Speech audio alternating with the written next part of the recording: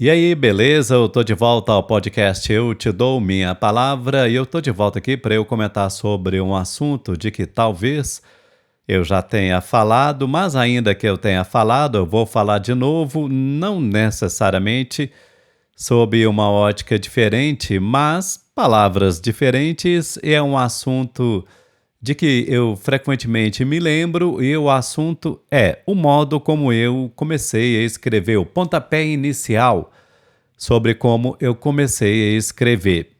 Quando eu era criança, quando eu estava ainda no chamado antigo primário, eu me lembro de que eu gostava de escrever. Houve um dever de casa que eu fiz certa vez em que uma professora elogiou. Havia na época uma marca de pilhas, a gente chamava de Rayovac, e o slogan dessa pilha era a pilha que dura. Só que havia repetição, a letra U era repetida várias vezes, de modo que a pilha que dura, algo mais ou menos assim. E eu devia ter o quê? Talvez 8, 9 anos, e isso me chamava a atenção. E eu acabei usando esse efeito num trabalho de escola, não com a mesma palavra, mas o mesmo efeito, prolongando a sílaba de alguma palavra, não me lembro mais de qual palavra possa ter sido. E eu usei esse efeito, fui elogiado, eu gostava de escrever e também gostava de ler, evidentemente, histórias infantis, porque conforme que eu falei, nessa época eu tinha o quê? Uns 8, 9 anos. Eu fui crescendo lendo e crescendo também gostando de escrever. Mas o pontapé inicial foi uma vez uma professora marcou uma atividade, talvez eu deveria estar na antiga oitava série, ou talvez no primeiro ano, do que era então chamado de segundo grau, algo mais ou menos assim. E a professora marcou uma atividade e a atividade consistia em a gente fazer. Hoje eu chamaria de uma crônica, eu não sei se na época a professora chamou de crônica. A gente tinha de fazer um texto e a gente podia escolher dentre 10 títulos que havia à disposição de acordo com o que havia sido passado na tarefa pela professora. O nome da professora, Lúcia. Não me lembro agora do sobrenome dela, infelizmente. A tarefa foi passada, veio à noite, eu fui fazer o dever de casa para o outro dia e comecei a escolher ali, dentre os 10 títulos, escolhia um nada, escolhia outro nada, até que restou somente um título, que era Minhas Mãos. Eu não estava, a princípio, nem um pouquinho otimista com esse título, não tinha a menor ideia do que eu poderia escrever a partir desse título, mas antes de eu escrever, eu fiquei olhando para as minhas mãos, eu olhava de um lado, eu olhava do outro, eu prestava atenção nos dedos, eu reparava nas unhas, eu fui prestando atenção antes mesmo de escrever. E depois eu peguei a caneta, o lápis, não me lembro ao certo, e comecei a escrever.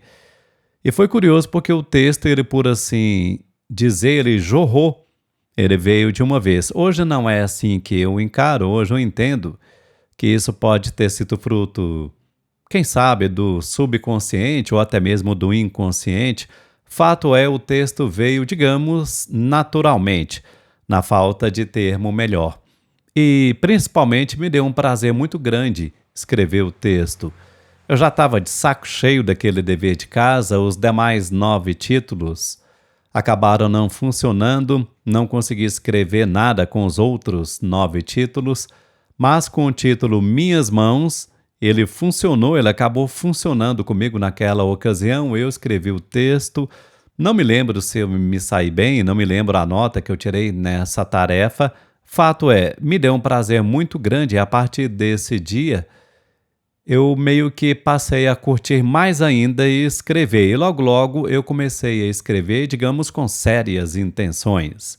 Aí eu não estou falando aqui questão de qualidade, se era ruim, se era bom o texto, não é isso não. Estou dizendo que eu comecei a escrever, primeiro com um prazer maior e também levando mais a sério o ato de escrita e já tentando escrever, querendo produzir mesmo literatura. Grosso modo, é como se eu buscasse reativar aquela centelha que havia sido acesa pelo dever de casa, que havia então sido passado pela professora Lúcia.